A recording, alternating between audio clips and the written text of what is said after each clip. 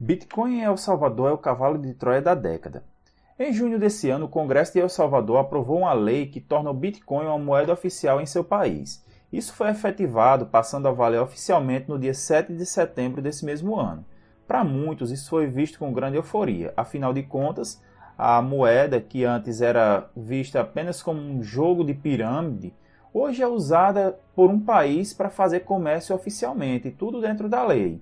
E para a galera que curte o mercado de cripto, isso foi visto como uma vitória. E não duvide, realmente é. El Salvador pode se gabar por entrar na história por ser o primeiro país a adotar uma moeda descentralizada e distribuída como moeda oficial. Porém, existe algo perigoso que está acontecendo e que ninguém está falando, e é isso que eu vou trazer no vídeo de hoje.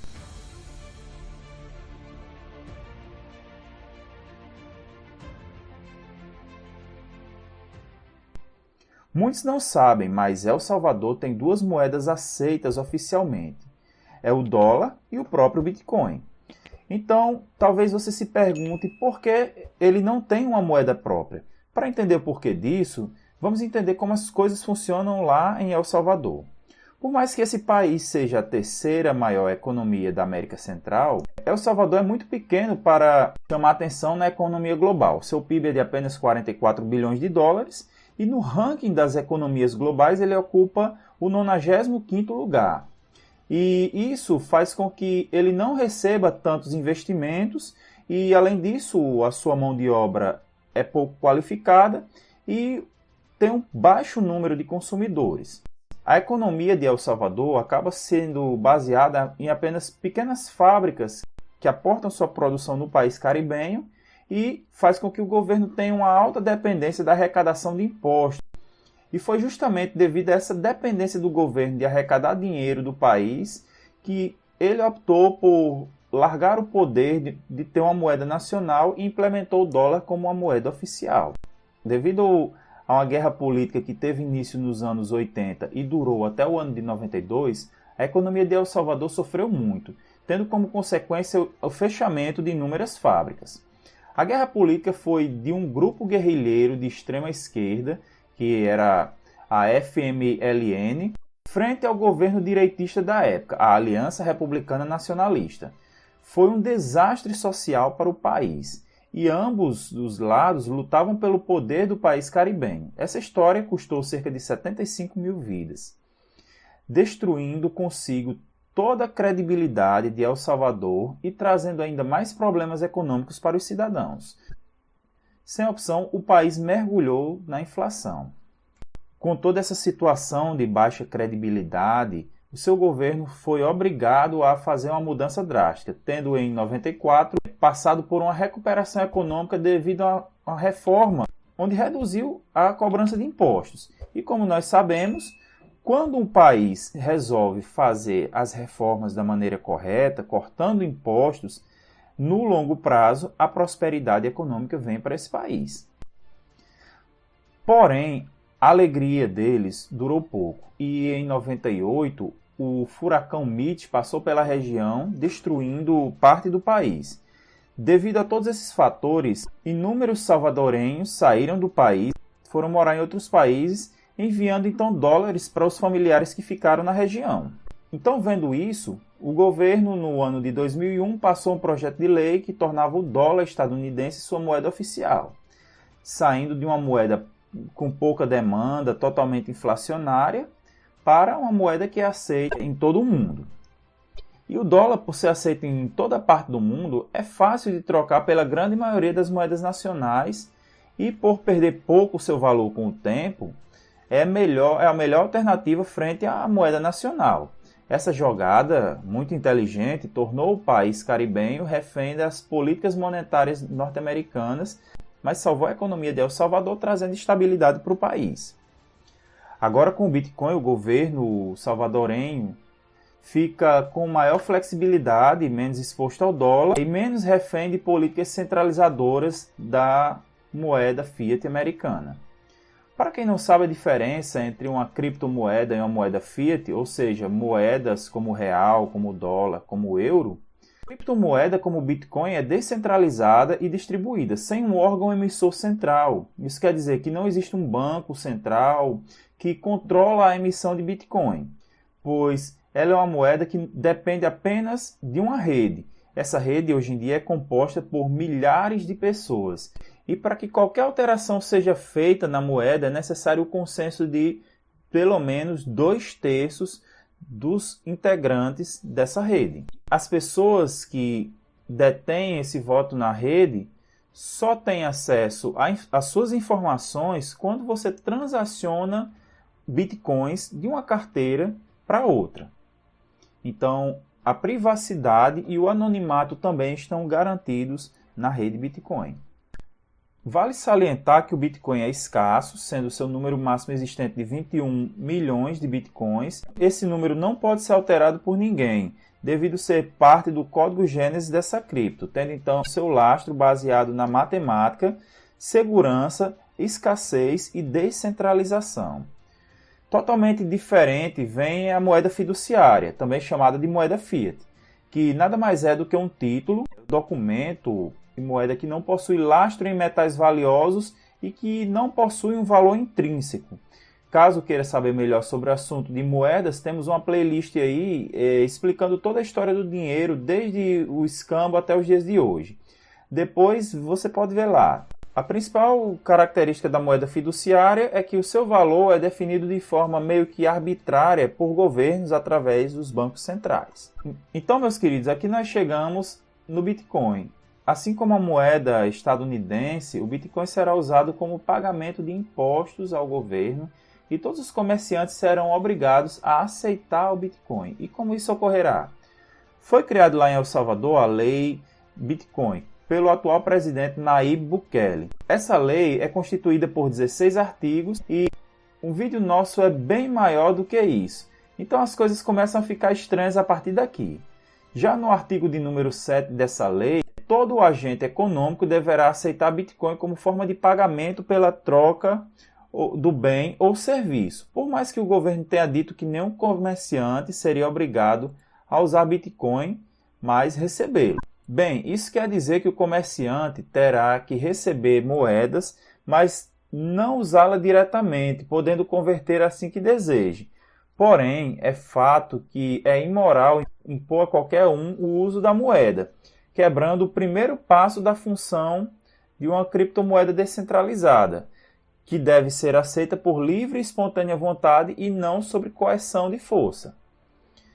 Se você é um amante da criptomoeda, assim como eu, e sabe que um dos problemas que existe na Bitcoin são suas taxas, a demora de transação, e por isso a Bitcoin é vista como uma moeda de reserva de valor e não como uma moeda para uso comercial diário.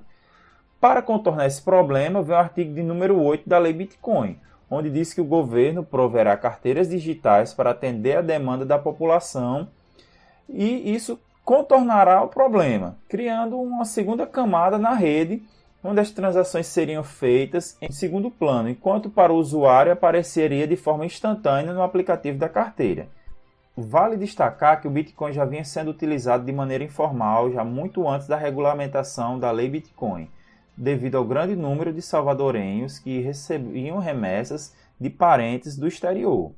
Como na década de 90 o país enfrentava sérios problemas sociais, como altos níveis de pobreza, violência relacionados ao narcotráfico, os recursos vindos do exterior eram fundamentais para o sustento das famílias, como parte dos recursos vindos por meio de empresas de câmbio como West Union e MoneyGram, que, claro, cobravam taxas pelo serviço.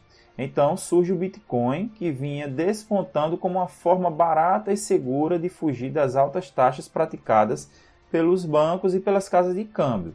Perceba, tudo surge naturalmente, não foi ideia de política, ele apenas sequestrou o que já estava acontecendo e regulamentou.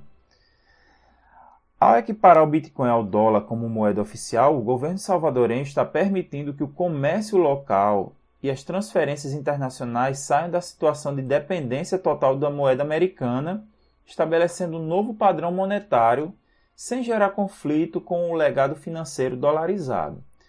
Para incentivar a utilização do Bitcoin, foi anunciada a distribuição do equivalente a $30 para todo cidadão que baixar a carteira Chivo, desenvolvida sob demanda para a população local. Com isso, o governo salvadorenho abriu serviços para 70% da população que não possui contas em banco. Vários agentes privados internacionais já estão se envolvendo na iniciativa de tornar o país caribenho um laboratório importante para criptoativos. A startup americana Strike teve um importante papel no processo de adoção ao implementar a infraestrutura de rede Lightning que torna viável uma redução drástica nas taxas de transação. A operadora Athena anunciou a instalação de 1.500 caixas eletrônicos de Bitcoin espalhados pelo país, e isso fará com que exista um ponto de acesso para cada 4.000 habitantes. O interesse do presidente Nayib Bukele em se envolver definitivamente com os criptoativos não para por aí. Grandes mineradores de Bitcoin já estão trabalhando com a companhia estatal de energia ofertas para a obtenção de contratos de fornecimento de energia geotérmica, endereçando a demanda reprimida por fontes de energia renováveis com custos competitivos. Parece tudo uma maravilha, não? Bitcoin crescendo, sendo adotado, população caribenha trocando dólares por Bitcoin, envios com menos taxas, mais pessoas com acesso a dinheiro digital, facilidade no comércio. Espere um pouco, aqui é onde mora o cavalo de Troia. Com um quarto dos salvadorenhos vivendo fora do país, se estima que enviem 6 bilhões de dólares por ano. Esse valor equivale a 20% do PIB do país, entrando mais dinheiro por criptomoeda do que exportação de produtos. Pois bem, lembra da taxa que eu falei da Western Union e MoneyGram? Por El Salvador ser um país com níveis cambiais mais baixos do mundo, elas variam de 0,8% a 2% do valor enviado. Agora, para enviar esse valor para o país via criptomoeda, que antes não existia taxação, os cidadãos de El Salvador terão que pagar uma taxa de 5%. Aqui mora a pegadinha da história. Antes não se tinha ideia de quanto se entrava e saía de Bitcoin naquele país. Agora, com a carteira estatal de cunho forçado, onde no artigo 14 da lei diz que apenas ela, a carteira governamental da Chivo, pode ser usada, impedindo assim a entrada de concorrentes no mercado de criptomoedas em El Salvador. Como se já não fosse bastante, existe o artigo 9, que diz que o governo pode proibir qualquer outra carteira de operar no território nacional. O governo de El Salvador agora sabe não apenas o quanto entra e sai de seu país via Bitcoin, mas também quem tem, quanto tem e o controle total sobre as carteiras dos cidadãos, podendo assim cobrar impostos e roubar como todos os estados fazem, centralizando toda uma rede e criando um monopólio nacional. Vale a pena salientar que a empresa que criou a carteira de El Salvador, a Chivo, não passa nem por uma licitação ou processo de qualificação, apenas foi escolhida diretamente pelo presidente e seus amigos, não trazendo transparência e confiabilidade sobre a carteira. Então, caso um dia o Bitcoin de todos suma, a mídia irá atribuir a culpa diretamente à rede Bitcoin e não ao presidente midiático. Hoje, os cidadãos de El Salvador, mesmo que não tenham percebido, perderam a via de liberdade que ainda tinham. E, ao se associarem à carteira do governo daquele país, não estão apenas pagando o envio de dinheiro para suas famílias com maior tributo, mas também com o fim de sua privacidade. É triste ver uma ideia tão boa como a do Bitcoin virando arma na mão do governo, impondo seu uso forçado, centralizando a moeda, cobrando taxas sobressalentes e ainda recebendo aplausos de muitos por roubar a todos. O Bitcoin só é seu quando ele está em sua carteira. Acredito que vale a pena acrescentar essa frase, e não na carteira da exchange do governo. Fiquem atentos, o golpe está aí, cai quem quer. Aqui no Brasil, a lei Bitcoin já está sendo criada. Não sei se o deputado federal Luizão, do Republicanos, já está percebendo a perspicácia de El Salvador.